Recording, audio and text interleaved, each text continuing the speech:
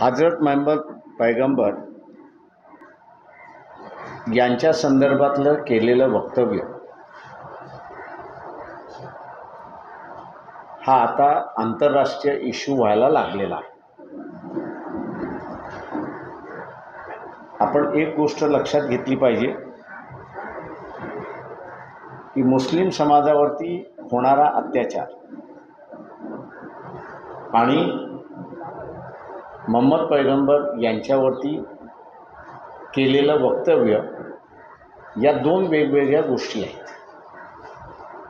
भारतीय मुसलमानांवरती जेव्हा अत्याचार होतो तेव्हा तो जगाचा प्रश्न होत नाही, परंतु वेगवेगळ्या धर्माचे असणारे जे प्रेषित आहेत,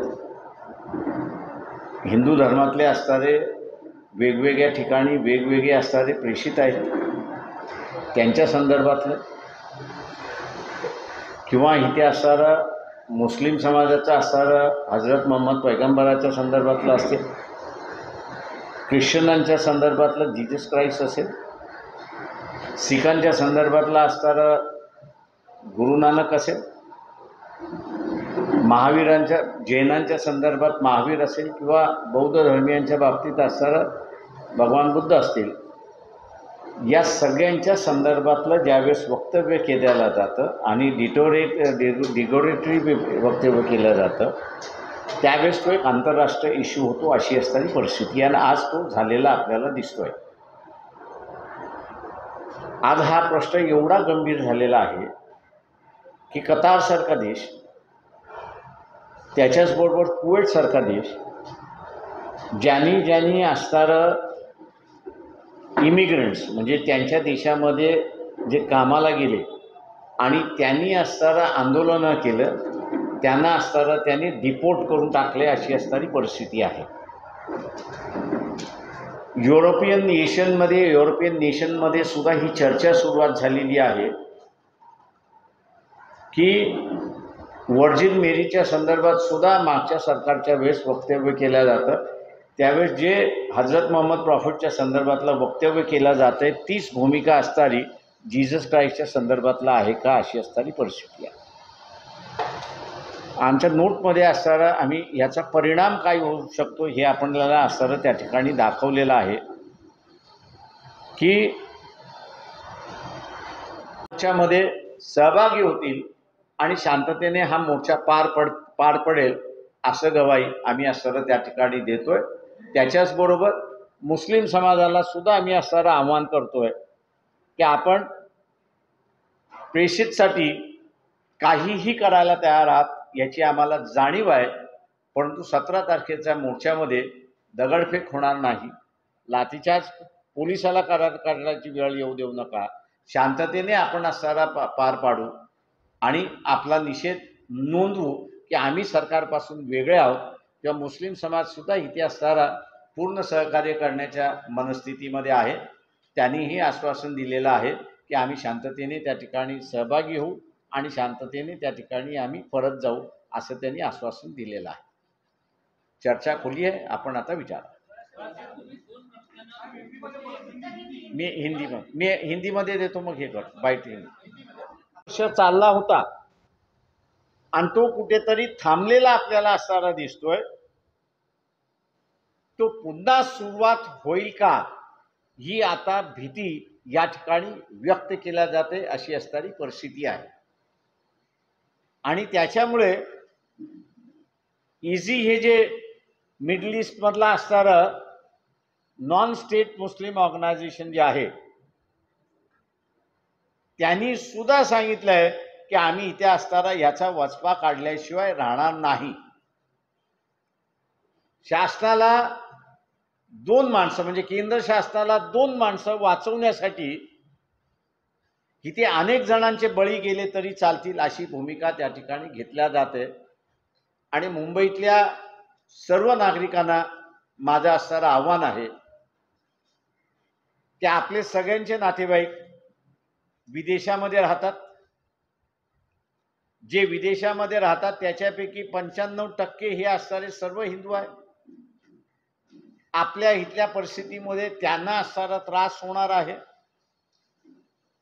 तेव्हा आम जनता ही बीजेपीच्या या भूमिकेबरोबर नाही हा दाखवणारा जो मोर्चा आम्ही 17 तारखेला जे काढतो आहोत त्याला आम जनतेने त्या ठिकाणी असणारं सहभागी द्यावं. त्रास होईल याची मला जाणीव आहे, परंतु आपलेच बांधव, आपलेच धर्म बांधव हे इतर देशामध्ये राहतात, त्यांना त्रास होऊ नये म्हणून या सरकारच्या आम्ही बरोबर नाही या प्रश्नावरती हा दाखवण्याचा जो मोर्चा आहे त्याच्यामुळे त्यांनी असणारं सहन करा. त्याचबरोबर आम्ही असणारं हेही जाहीर करतोय की आयोजक वंचित बहुजन आघाडी आहे ही वस्तुस्थिती जरी असली तरी काँग्रेस पक्षाचे महाराष्ट्राचे अध्यक्ष नाना पटोले, त्याच्याचबरोबर शिवसेनेचे असणारे उद्धवजी ठाकरे आणि राष्ट्रवादीचे असणारे अध्यक्ष जयंत पाटील यांना आम्ही निमंत्रण पाठवतो की त्यांनी सुद्धा या मोर्चामध्ये सहभागी व्हावं, शांती मार्चमध्ये सहभागी व्हावं. कारण का हा कुठल्याही पक्षाचा मोर्चा नाही, तर हा देशातल्या नागरिकांचा प्रश्न आहे आणि त्याच्याचबरोबर इंटरनॅशनली जे काही भारताचं कंडेमनेशन आज चाललेलं आहे आणि भारतीय जो असणारा वेगवेगळ्या देशामध्ये राहतो त्याला सुरक्षितेची भावना प्रदान करण्यासाठी या सगळ्यांना आम्ही निमंत्रण देणार आहोत. 8 लाख कोटी उत्पन्न आहे, त्या 24 लाख कोटीपैकी 6,14 कोटी हे जे भारतीय बाहेर राहतात आणि त्यांना पगार म्हणा, त्यांना इतर व्यवसायातून जे येतात तो ते भारतामध्ये पाठवतात आणि त्यातून आपली असणारी व्यवसायाला हातभार लागतो अशी असणारी परिस्थिती आहे. दुसऱ्या बाजूस जे डिपोर्टेशनची असणारी प्रक्रिया सुरुवात झालेली आहे, डिपोर्टेशनची असणारी जी प्रक्रिया सुरुवात झालेली आहे अशाच डिपोर्टेशनची असणारी प्रक्रिया पूर्ण जगामध्ये सुरुवात झाली तर कमीत कमी आमच्या माहितीप्रमाणे 90 लाख लोक असणारा भारतामध्ये परत घ्यावे लागतील आणि मग सरकारला ह्या 90 लाख लोकांना पोसावं लागेल अशी असणारी परिस्थिती आहे. टोटल भारतीय जगामध्ये पसरलेले जे आहेत ते 20 कोटी आहेत अशी असणारी परिस्थिती आहे. तेव्हा 2 व्यक्तींना जे केंद्र शासन प्रोटेक्शन करते हा देशापुढचा असणारा गांभीर्य प्रश्न आहे असं आपण एक लक्षात घ्या. बीजेपीची असणारी एक आयडिओलॉजी असू शकते इथल्या मुसलमानाच्या विरोधात, पण जगामध्ये आता असणारं विचारलं जातंय ते म्हणजे की बीजेपीची असणारी हे जे सगळे प्रेषित आहेत धर्मांचे, वेगवेगळ्या धर्मांचे जे प्रेषित आहेत त्यांच्या संदर्भात सुद्धा तीच भूमिका आहे का ही आंतरराष्ट्रीय चर्चेचा विषय त्या ठिकाणी झालाय अशी परिस्थिती आहे. आणि म्हणून हा विषय गांभीर्याने आहे. भारतातली जनता हे बीजेपीच्या भूमिकेबरोबर नाही, भारतीयवासियांची भूमिका वेगळी आहे हे दाखवण्यासाठी एक शांती मार्च, अमन मार्च हा 17 तारखेला आम्ही असणारा आयोजित केलेला आहे. मदनपुऱ्यामध्ये वंचित बहुजन आघाडीचं जे ऑफिस आहे तिकडनं जाऊन शांततेने तो असणारा आझाद मैदानामध्ये त्या ठिकाणी जाईल. आमची मागणी एवढीच आहे की ज्या दोघांनी मिसेस नपूर शर्मा आणि त्याच्याच बरोबर असणारा कारवाई त्या ठिकाणी झाली पाहिजे. नॉन बेलेबल ऑफेन्स आहे. माझ्या माहितीप्रमाणे अनेक राज्यांमध्ये यांच्या विरोधात जी तक्रार झालेली आहे तिथले पोलीस दिल्लीमध्ये उपस्थित आहेत. गेले 3 दिवस तिथे असणारा पोलीस उपस्थित आहेत, परंतु बाहेरच्या राज्यामध्ये कोणाला अरेस्ट करायचे असेल तर तिथल्या लोकल पोलिसची मदत लागते, मदत घ्यावी लागते, अशी असणारी परिस्थिती आहे.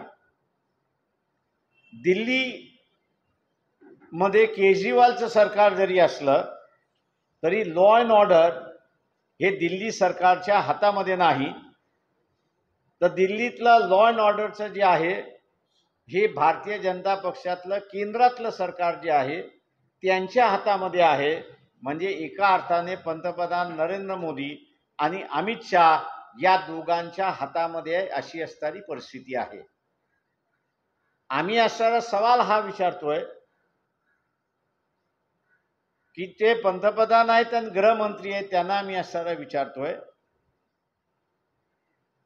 की तुम्हाला ह्या देशामध्ये शांतता पाहिजे की अशांतता पाहिजे, अशी असणारी परिस्थिती आहे. पंजाबच्या निवडणुकीमध्ये बीजेपीला असणारा वॉशऑफ झालं, अशी परिस्थिती आहे. आणि ते वॉशऑफ होण्याचं एकमेव कारण जे काही शेतकरी दिल्लीला उपोषणाला बसले होते, पंतप्रधान पंजाबला गेल्यानंतर त्यांना भेटायचं होतं, ज्या तऱ्हेनं असणारं जे चित्र उभं केलं त्यातून एकच पंतप्रधानांनी सांगितलं की हे मला ठार मारण्यासाठी त्या ठिकाणी उपस्थित होते, मला इजा करण्यासाठी उपस्थित होते, असं स्वतः पंतप्रधानांनी त्यावेळेचं वक्तव्य केलं.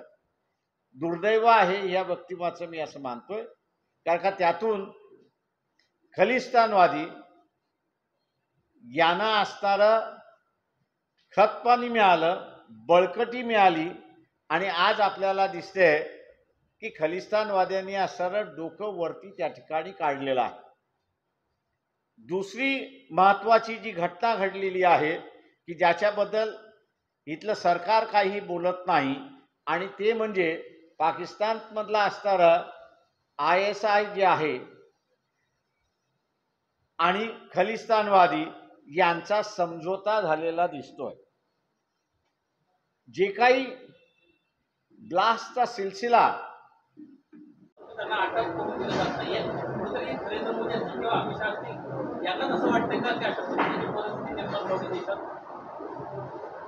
ज्या अर्थी ते अटक होऊ देत नाही त्या अर्थी माझ्या अंदाजानं त्यांची ही मनशा असू शकेल. म्हणजे मी त्याच्यावरती काही अधिकृतपणे बोलू शकत नाही,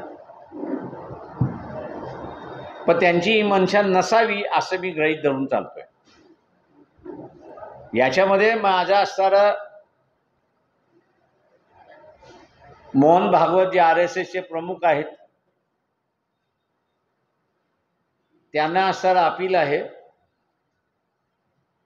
की या दोघांना थोडासा शहाणपणा शिकवावा, आणि तुमच्याकडून असणारं जर काही स्टेटमेंट आलं नाही तर RSS सुद्धा असणारा BJP म्हणजे नरेंद्र मोदी आणि अमित शाह यांनी घेतलेल्या भूमिकेशी सहमत आहात असंच निकष त्या ठिकाणी निघेल, ही परिस्थिती आहे.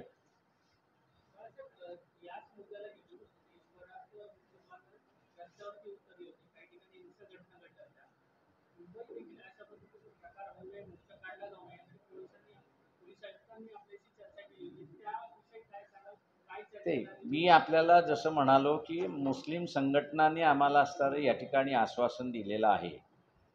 मौलवींकडूनही आश्वासन त्या ठिकाणी आलेले आहेत आणि इथे असणारं आपल्यासमोर उपस्थितही आहे त्यांचे असणारे प्रतिनिधी. मौलवी आझादार अब्बास खान म्हणून असणारं त्यांचे प्रतिनिधी या ठिकाणी उपस्थित आहेत. त्यांनी ती याच ठिकाणी उपस्थित याच्यासाठीच आहे की बाबा 17 तारखेचा मोर्चा हा शांततेने निघेल, कुठल्याही पद्धतीने असणारा दगडफेक होणार नाही, कारण का आम्हाला दगडफेक करायची नाही आहे. आमचा उद्देश जो आहे की ज्यांनी हे म्हटलेलं आहे त्याच्या विरोधात कारवाई झाली पाहिजे, हाच आमचा उद्देश असल्यामुळे शांततेने निघेल असं त्या ठिकाणी सांगितलं जातं.